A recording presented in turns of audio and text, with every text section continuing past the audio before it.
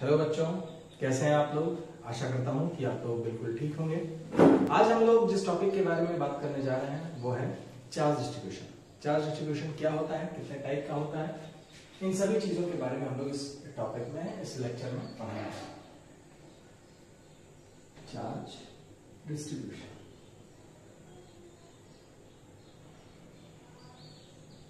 इसके नाम से ही आपको इस टॉपिक के बारे में समझ में आ रहा होगा। इसमें हमको क्या पढ़ना है, चार्ज के डिस्ट्रीब्यूशन के बारे में पढ़ना है, किस तरीके से चार्ज का डिस्ट्रीब्यूशन किसी ऑब्जेक्ट के ऊपर होता है। तो सबसे पहले हम ये जानते हैं कि चार्ज का डिस्ट्रीब्यूशन जो है वो कितने टाइप से किया जा सकता है। तो इसका जो क्लासिफिकेशन है, classification of charge distribution can be done by two ways. ये जो है दो तरीके से हम इसके क्लासिफिकेशन को देख सकते हैं। Classification of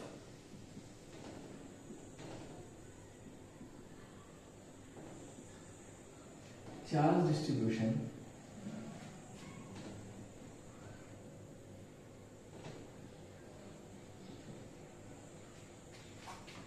can be done by two ways. First, on the basis of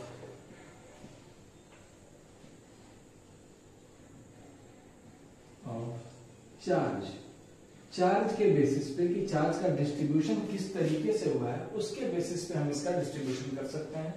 और सेकंड है on the basis of material, किस मटेरियल पे चार्ज का डिस्ट्रीब्यूशन हो रहा है उसके आधार पर भी हम चार्ज डिस्ट्रीब्यूशन को क्लासिफाई कर सकते हैं। तो सबसे पहले जब हम चार्ज के अकॉर्डिंग हम बात करेंगे कि चार्ज का डिस्ट्रीब्यूशन हम चार्ज के बेसिस पे करें, तो हम कहेंगे कि इसका जो डिस्ट्रीब्यूशन है वो दो तरीके से हो सकता है।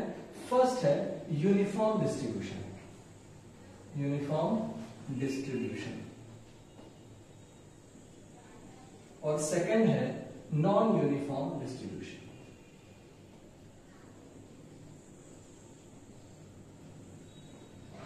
इन दोनों बातों का क्या मतलब है। यूनिफॉर्म डिस्ट्रीब्यूशन का मतलब है कि जब चार्ज को किसी मटेरियल के ऊपर यूनिफॉर्मली डिस्ट्रीब्यूट किया जाए, यानी कि अगर मान लीजिए कि इस क्लास में 10 स्टूडेंट्स हैं और हर एक स्टूडेंट्स के पास एक एक पेन है, तो वहां पर पेन का डिस्ट्रीब्यूशन किस तरीके से हुआ कि हर एक के पास इक्वली जो है पेन को डिस्ट्रीब्यूट कर दिया गया। कुछ पैसे लाए और सबको इक्वल अमाउंट ऑफ मनी हमने दे दिया, तो हमने वहां पर मनी का डिस्ट्रीब्यूशन कैसे किया, इक्वली कर दिया। तो ऐसे ही किसी मटेरियल के ऊपर जब चार्ज को हम इक्वली डिस्ट्रीब्यूट करते हैं तो उसको हम यूनिफॉर्म डिस्ट्रीब्यूशन या फिर हम इसको कंटिन्यूअस डिस्ट्रीब्यूशन भी कह सकते हैं।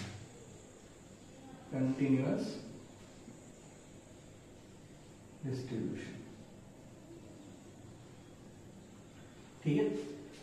और दूसरा नॉन यूनिफॉर्म डिस्ट्रीब्यूशन का मतलब क्या है। नॉन यूनिफॉर्म डिस्ट्रीब्यूशन का मतलब है कि अगर हम ऑब्जेक्ट्स के ऊपर जब चार्ज का डिस्ट्रीब्यूशन देख रहे हैं तो वो डिस्ट्रीब्यूशन कैसा है, अनइक्वल है। यानी कि अगर बच्चों की हम बात करें, बच्चों का एग्जांपल हम लेते हैं, तो बच्चों को अगर मान लीजिए कि मैंने कुछ पैसे डिस्ट्रीब्यूट किए, वो पैसे कैसे होंगे, वो इक्वली डिस्ट्रीब्यूट नहीं होंगे, तो हम उसको नॉन यूनिफॉर्म डिस्ट्रीब्यूशन कहेंगे। किसी को हमने 1000 दे दिया, किसी को 5 रुपए दिए, किसी को 1 भी नहीं दिया, तो इस तरीके का जो डिस्ट्रीब्यूशन है वो नॉन यूनिफॉर्म डिस्ट्रीब्यूशन या फिर डिसकंटिन्यूअस डिस्ट्रीब्यूशन हो गया। डिसकंटिन्यूअस डिस्ट्रीब्यूशन, ठीक है। तो यहां पर हम चार्ज के बेसिस पे दो तरीके से इस चार्ज डिस्ट्रीब्यूशन को हम क्लासिफाई कर सकते हैं। ऐसे ही हम मटेरियल के बेसिस पे भी इस चार्ज डिस्ट्रीब्यूशन को क्लासिफाई कर सकते हैं। कैसे क्लासिफाई करेंगे, तो इसका 3 तरीके से क्लासिफिकेशन होगा। फर्स्ट है linear charge distribution, linear charge distribution. Second है surface charge distribution, and third and last one is volume charge distribution.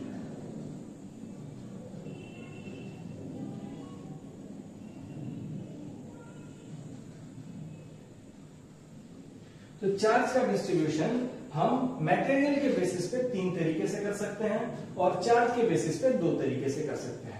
जब हम बात कर रहे हैं मटेरियल के बेसिस पे, तो इसका क्या मतलब है? लीनियर चार्ज डिस्ट्रीब्यूशन से क्या मतलब है?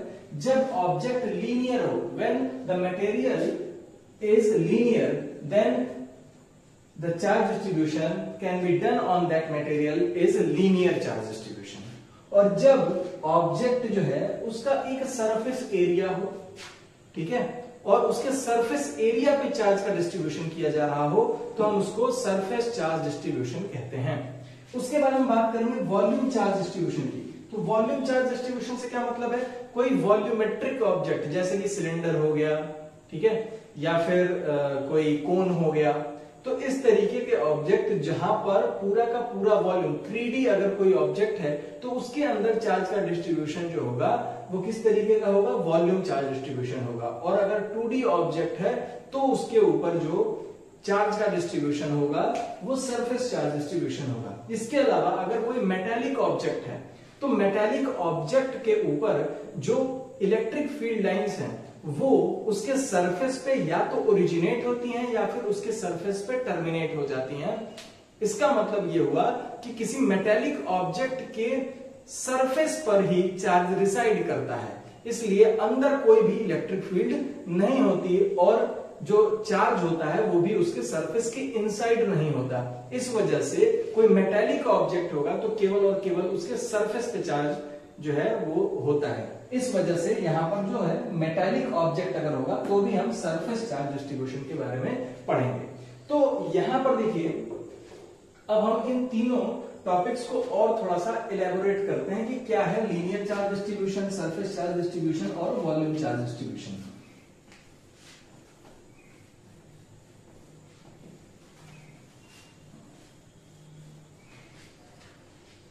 सबसे पहले हम बात करते हैं लीनियर चार्ज डिस्ट्रीब्यूशन की।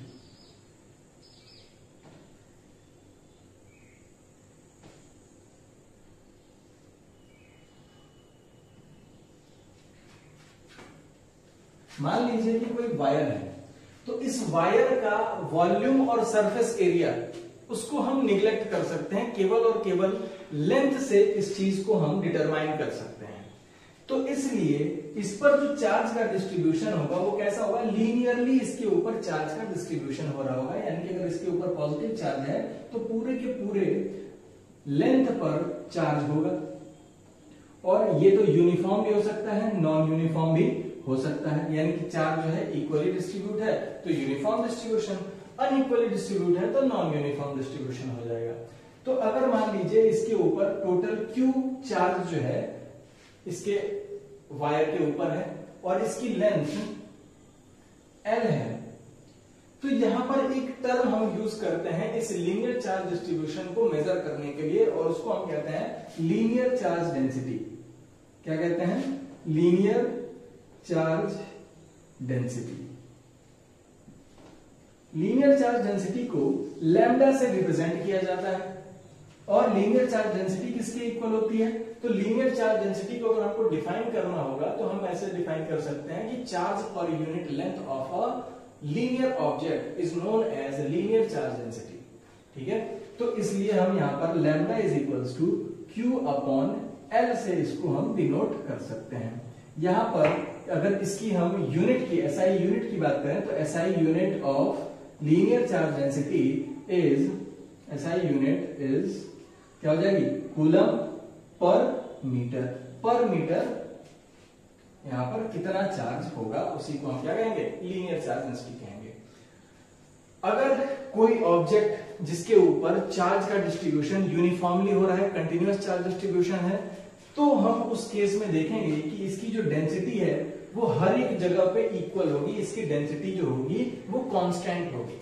लेकिन अगर मान लीजिए कि अगर इसके ऊपर चार्ज का डिस्ट्रीब्यूशन इक्वली नहीं है तो यहां पर हम देखेंगे कि लीनियर चार्ज डेंसिटी जो है वो अलग अलग जगह पर अलग अलग होगी। उसकी अलग अलग लेंथ के लिए हम देखेंगे कि अगर मान लीजिए इसको 3 पार्ट में तोड़ दिया गया और अगर ये इस पर चार्ज का डिस्ट्रीब्यूशन यूनिफॉर्म है तो यहां पर जो लीनियर चार्ज डेंसिटी होगी फर्स्ट केस में जब यानी कि यूनिफॉर्म होगा तो उस केस में लैम्डा की वैल्यू, लैम्डा 1 की वैल्यू, लैम्डा 2 की वैल्यू और लैम्डा 3 की वैल्यू जो होगी वो आपस में इक्वल हो जाएगी अगर हम इसकी L1, L2 और L3 लेंथ के लिए हम यहाँ पर डेंसिटी देखना चाहें तो, ठीक है। लेकिन अगर मान लीजिए डिसकंटिन्यूअस चार्ज डिस्ट्रीब्यूशन है, यानी कि चार्ज जो डिस्ट्रीब्यूशन है वो इक्वली नहीं हुआ है, तो इन तीनों लेंथ के लिए जो डेंसिटी होगी, लीनियर चार्ज डेंसिटी होगी, वो अलग अलग होगी, ठीक है। उसके बाद हम लोग सेकंड केस की बात करते हैं। सेकंड केस है हमारा surface charge density. What is surface charge density? तो बिल्कुल सेम यही बात, जैसे हम लीनियर चार्ज डेंसिटी की बात कर रहे हैं वैसे ही सरफेस चार्ज डेंसिटी है। बस यहां पर अंतर क्या होगा कि जो ऑब्जेक्ट है वो ऑब्जेक्ट कैसा है, वो ऑब्जेक्ट जो है वो 2D में है, 1 डायमेंशनल नहीं है, 2 डायमेंशनल है। 2 डायमेंशनल ऑब्जेक्ट क्या हो सकते हैं? मान लीजिए कि कोई रेक्टेंगुलर प्लेट हो गई, कोई सर्कुलर प्लेट हो गई, ठीक है। तो इस केस में जो इनके ऊपर जो चार्ज होगा, मान लीजिए कि इसके ऊपर कुछ चार्ज है और इक्वली डिस्ट्रीब्यूटेड है या फिर अनइक्वल या नॉन यूनिफॉर्म भी हो सकता है। मान लेते हैं कि इसके ऊपर टोटल Q चार्ज है और इसका जो सरफेस एरिया है वो A है। तो यहां पर सरफेस चार्ज डिस्ट्रीब्यूशन को डिनोट करने के लिए या मेजर करने के लिए जिस फिजिकल क्वांटिटी का यूज किया जाता है उसको हम कहते हैं surface charge density. Surface charge density, surface charge density जो होती है इसको हम सिग्मा से रिप्रेजेंट करते हैं और ये किसके इक्वल होता है? तो पर यूनिट एरिया पर कितना चार्ज है उसको ये डिनोट करता है। Net charge upon total area, Q upon A से हम इसकी वैल्यू को मेजर करते हैं, ठीक है। तो इस पूरे के पूरे एरिया में टोटल जितना चार्ज है और टोटल इसका जितना एरिया है उससे अगर हम डिवाइड कर दे तो पर यूनिट एरिया में कितना चार्ज होगा उसकी वैल्यू हम कैलकुलेट कर सकते हैं। यहां पर भी वही बात कि अगर यूनिफॉर्म चार्ज डिस्ट्रीब्यूशन है तो सरफेस चार्ज डेंसिटी पूरे के पूरे एरिया के लिए कांस्टेंट होगी। हम उसका छोटा सा भी एरिया अगर लेते हैं तो वहां पर इसकी वैल्यू हमको कांस्टेंट मिलेगी। फिर अगर हम किसी मेटालिक सरफेस को ले रहे हैं, जैसे कि मान लो ये एक सिलेंडर है और सिलेंडर कैसा है? सॉलिड सिलेंडर है लेकिन मेटालिक है। तो मेटालिक सॉलिड सिलेंडर के ऊपर जो चार्ज होगा वो सब का सब इसके केवल और केवल आउटर सरफेस एरिया पर होगा, ना कि इसके अंदर होगा। तो यहां पर भी जो हम सरफेस चार्ज डेंसिटी का ही यूज करेंगे, सिग्मा का ही यूज करेंगे इसके ऊपर नेट चार्ज की वैल्यू को फाइंड आउट करने के लिए। उसके बाद हम लोग थर्ड टॉपिक की बात करते हैं, आता है जिसको हम कहते हैं वॉल्यूम चार्ज डेंसिटी या volume charge distribution. Third topic है वॉल्यूम चार्ज डिस्ट्रीब्यूशन और इसको मेजर करने के लिए जिस क्वांटिटी का यूज किया जाता है उसको हम क्या कहते हैं?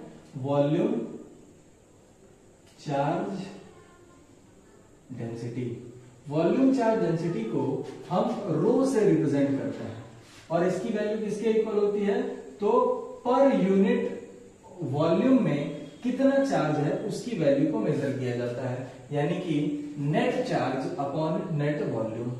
कोई मान लीजिए अभी हमने जो आपको एग्जांपल दिया था कि ये सिलेंडर है या फिर कोई कोन है या फिर मान लीजिए कि कोई क्यूब है, तो उस केस में अगर हम चार्ज का डिस्ट्रीब्यूशन देखें, इसमें चार्ज अगर मान लीजिए थ्रू आउट इसके वॉल्यूम में है, ठीक है, चार्ज कहां है? पूरे के पूरे वॉल्यूम में फैला हुआ है। तो उस केस में अगर हमको नेट चार्ज की वैल्यू को पता करना है तो हम इस टर्म का यूज करते हुए, जिसका नाम है वॉल्यूम चार्ज डेंसिटी, इसका हम यूज करते हुए हम इसकी वैल्यू को पता करते हैं। इसकी जो एसआई यूनिट होती है वो कूलम पर मीटर क्यूब होती है। SI unit of volume charge density is coulomb per meter cube।